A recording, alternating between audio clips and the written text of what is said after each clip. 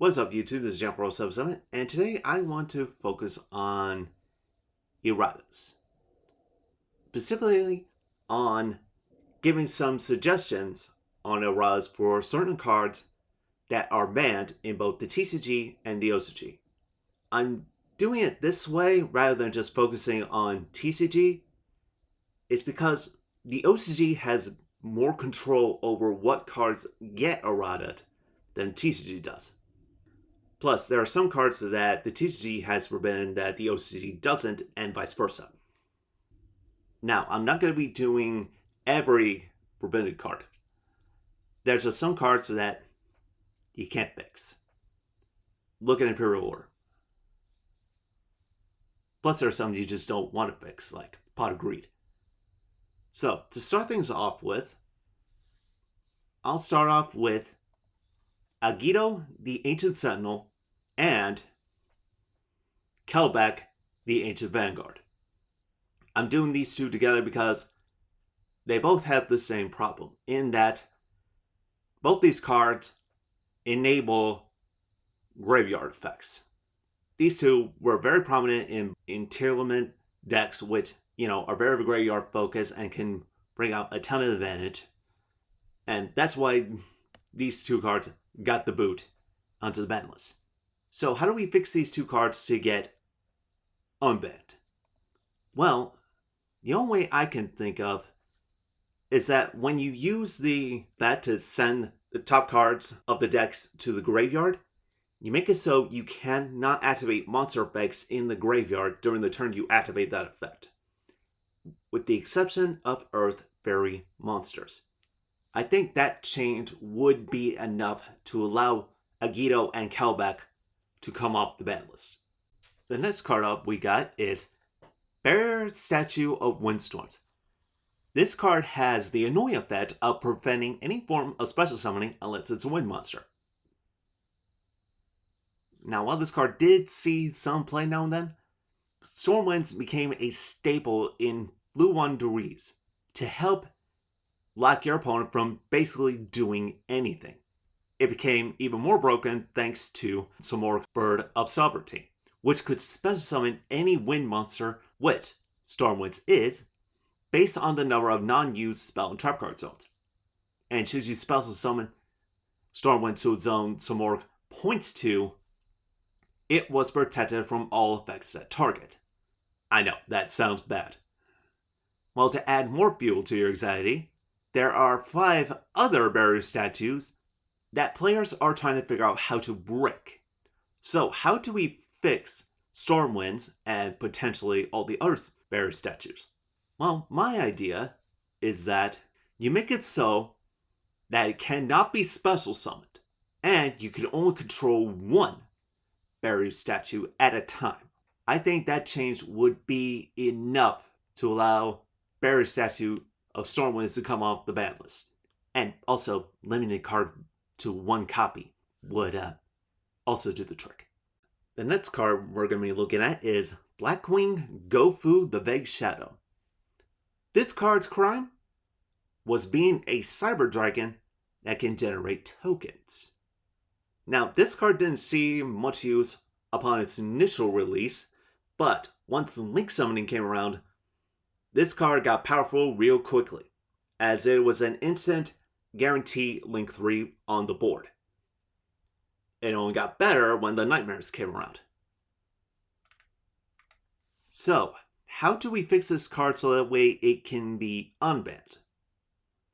My solution is to make it so that when you bring out the tokens, you cannot special summon any other monsters for the rest of that turn except for Blackwing monsters. This way, there will be no more Link summoning shenanigans with this card. Unless, of course, Konami decides that Blackwings need a Link monster. Which, I don't see that happening. The next card we're going to be looking at is Butterfly Dagger Elma. This equipped spell not only gave your monster a 3 tap point boost, but when it was sent to the graveyard while equipped, it can be returned to the hand. This card, combined with Gearfree the Iron Knight and Royal Magical Library, allow players to consistently draw into the 5 pieces of Exodia for an automatic win. To see how this works, and does it work, I highly recommend you check out Simo's The History of Yu-Gi-Oh! Dark Crisis episode. So, how do we fix this card to be unbanned? Well, I would have it so that the return effect is only triggered when the card, while equipped, was destroyed by an opponent's card effect. As also slapping a card once per turn should do the trick. Next card up is Card of Saber Turn. This card gave you a free draw every time you special summon a monster from your graveyard. Given how common special summoning from the graveyard has become nowadays, this card in its current form is quite broken. So, how do we fix this? Well, Konami already gave us the solution to fixing this card, in the form of Supply Squad. This card gave you a free draw when a monster or monsters you control is destroyed by battle or card effect once per turn.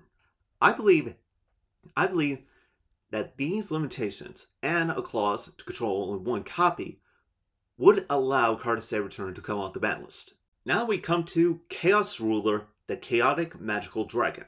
This card's crime is very similar to Aigido's and Kelbeck's in that it made a lot of graveyard-reliant decks very powerful, as when it was Synchro Summon, you got to activate the top 5 cards of your deck, then add a light or dark monster, and send the rest of the graveyard.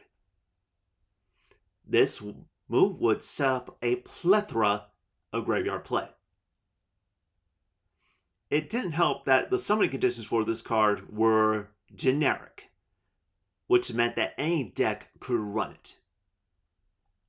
So, how do we fix this? The first step to fixing this card would be to change its summoning condition, requiring a light tuner and 1 or more dark monsters. That would do the trick. Of course, you could also do the thing in reverse as well. But the main thing is, it requires a light and a dark. And I would also add you cannot activate other cards or effects during turn you activate this effect clause to Chaos Ruler's Excavation effect. This will cut down on a lot of graveyard synergy that Chaos Ruler has. Now we come to the card that got a lot of tuners on the ban list. Crystron Helki Fibrex. This card was meant to help out synchro-themed decks back when you had to special summon extra type monsters to the extra monster zone or zones that a link monster points to.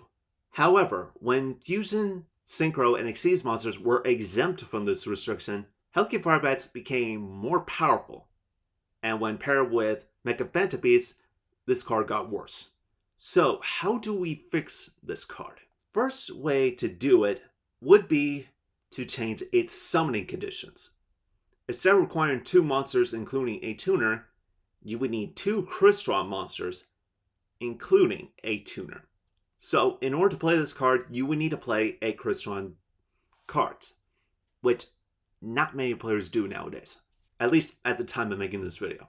Also, I made it so that every time you use this card's effects to bring out a level 3 or lower tuner, or a tuner synchro monster from your extra deck, you are locked into only special summoning synchro monsters from the extra deck for the rest of that turn. And that's pretty much all I got in order to fix Helki Fibrex. If you have any other ideas, feel free to let me know in the comments. Now we come to a card that's been coming on and off the ban list throughout Yu-Gi-Oh's history. cyber-stein.